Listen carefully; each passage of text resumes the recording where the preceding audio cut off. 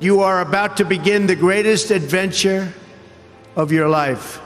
Just think for a moment of how blessed you are living in this amazing country surrounded by people who you love and care about so much. Then ask yourself, with all of those blessings and all of the blessings that you've been given, what will you give back to this country and indeed to the world? What imprint will you leave in the sands of history? What will future Americans say we did in our brief time right here on Earth? Did we take risks? Did we dare to defy expectations? Did we challenge accepted wisdom and take on established systems? Or did we just go along with convention, swim downstream so easily with the current, and just give in because it was the easy way, it was the traditional way, or it was the accepted way? Remember this: nothing worth doing ever came easy. Following your convictions means you must be willing to face criticism from those who lack the same courage to do what is right, and they know what is right, but they don't have the courage or the guts or the stamina to take it and to do it. It's called the road less traveled. I know that each of you will be a warrior for the truth, will be a warrior for our country and for your family. I know that each of you will do what is right, not what is the easy way, and that you will be true to yourself and your country and your beliefs. I've seen firsthand how the system is broken. A small group of failed voices who think they know everything and understand everyone want to tell everybody else how to live and what to do and how to think. But you aren't going to let other people tell you what you believe, especially when you know that you're right. We don't need a lecture from Washington on how to lead our lives.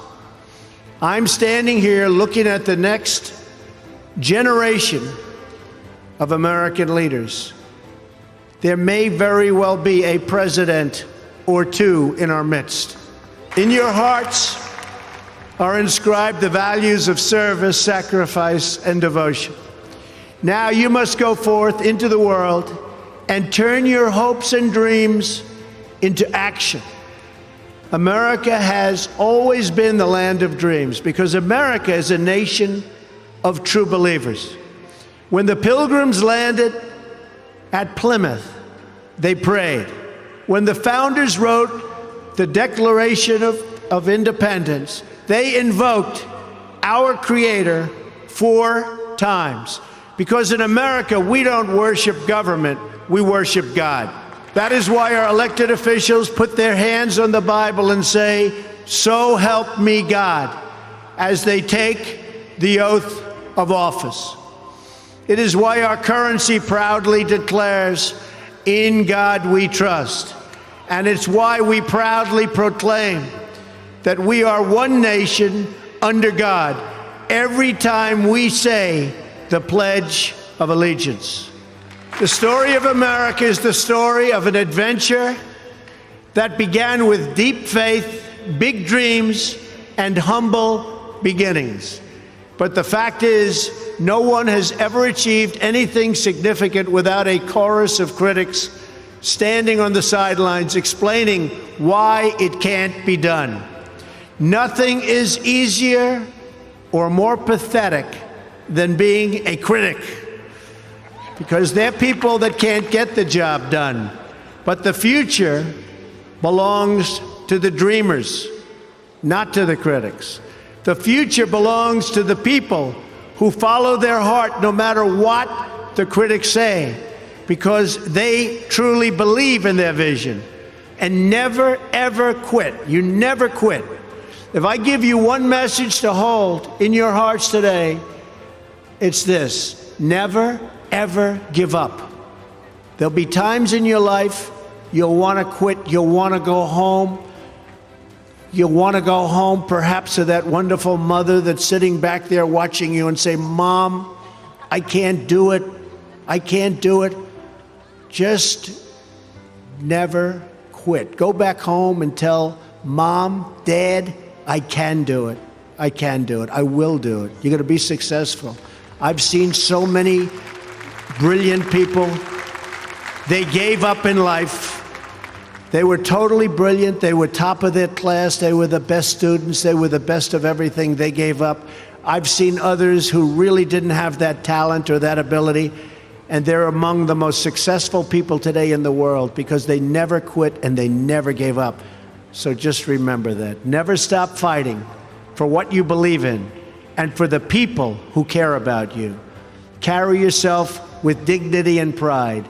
Demand the best from yourself and be totally unafraid to challenge entrenched interests and failed power structures. The more people tell you it's not possible, that it can't be done, the more you should be absolutely determined to prove them wrong. Treat the word impossible as nothing more than motivation. Relish the opportunity to be an outsider. Embrace that label. Being an outsider is fine. Embrace the label, because it's the outsiders who change the world and who make a real and lasting difference. The more that a broken system tells you that you're wrong, the more certain you should be that you must keep pushing ahead.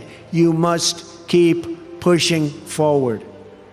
And always have the courage to be yourself.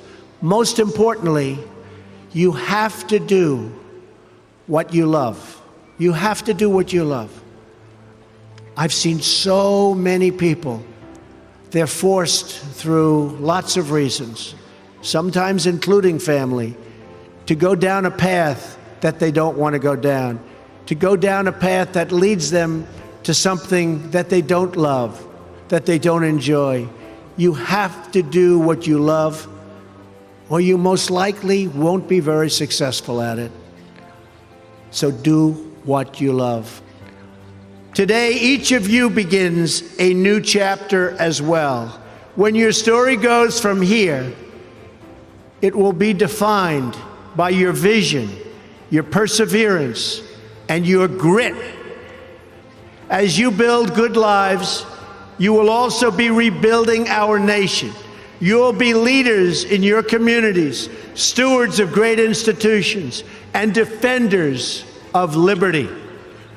And you will be great mothers and fathers and grandmothers and grandfathers, loving friends and loving family members. You will build a future where we have the courage to chase our dreams no matter what the cynics and the doubters have to say. You will have the confidence to speak the hopes in your hearts and to express the love that stirs your souls. And you will have the faith to replace a broken establishment with a government that serves and protects the people.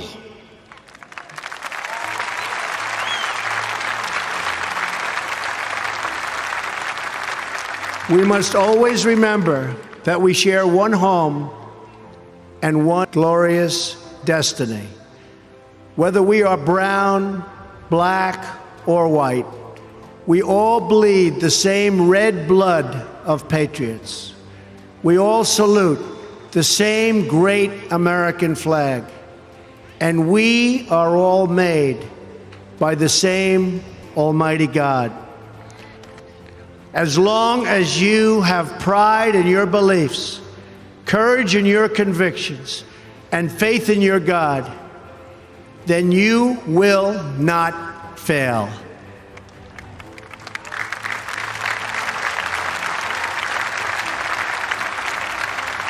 And as long as America remains true to its values, loyal to its citizens, and devoted to its Creator, then our best days are yet to come. I can promise you that. Thank you very much. Thank you. Thank you. Thanks.